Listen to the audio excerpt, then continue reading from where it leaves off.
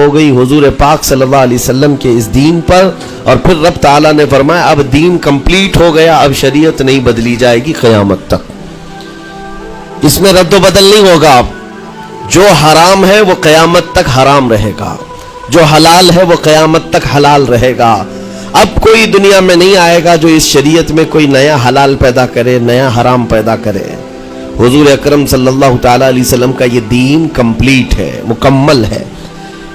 اب آپ سنیے، قرآن پاک نے جب یہ فرما دیا کہ دین مکمل ہو گیا، یہ وعدہ، یہ دعویٰ کسی اور دین میں نہیں ہے، صرف اور صرف اسلام میں ہے کہ یہاں پیدا ہونے سے لے کر کے وفات تک کے مسئلے اللہ تعالیٰ نے تمہیں بیان کر دی۔ وَلَا رَطْبٍ وَلَا يَابِسٍ إِلَّا فِي كِتَابٍ مُبِينٍ، کوئی خشکی کی چیز بھی نہیں ہے، کوئی تری کی چیز بھی نہیں ہے جس کو قرآن نے بیان نہ کیا ہو۔ رب تبارک و تعالیٰ نے ساری چیزیں بیان فرما دی، تمہاری شریعت کمپلیٹ ہے۔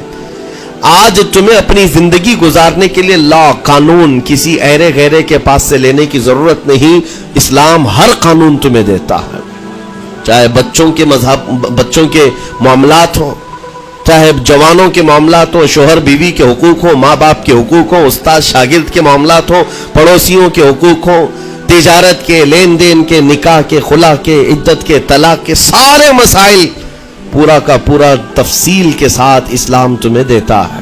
اس طرح کا کوئی لا پوری دنیا میں نہیں ہے جس طرح اسلام کے پاس ہے۔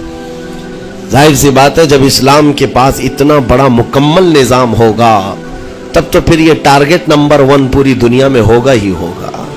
یوں ہی اسلام سے لوگ نہیں چڑھتے، یوں ہی اسلام سے نہیں نفرت کرتے۔ ظاہر سی بات ہے کہ حسینوں سے ہی حسد ہوتا ہے، کوڑھی سے کون حسد کرے گا؟ جس کو کوڑ کی بیماری ہو اس سے کوئی حسد نہیں کرتا، ایک حسین دوسرے حسین سے بھی نفرت کرتا ہے، حسد کرتا ہے، یا کم صورت والا اچھی صورت والے سے حسد فطری طور پر کرتا ہے۔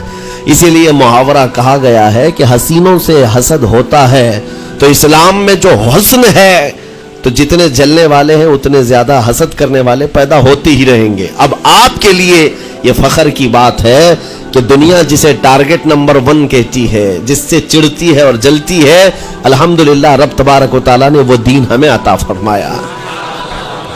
وہ اس لیے نہیں ہے کہ لوگوں کے چڑھنے کی وجہ سے میں فخر کر رہا ہوں، اس لیے کہ میرے دین کے علاوہ کوئی دین ایسا نہیں جو یہ دعویٰ کر سکے کہ ہم کمپلیٹ لا رکھتے ہیں، صرف اور صرف اسلام کے پاس ہے۔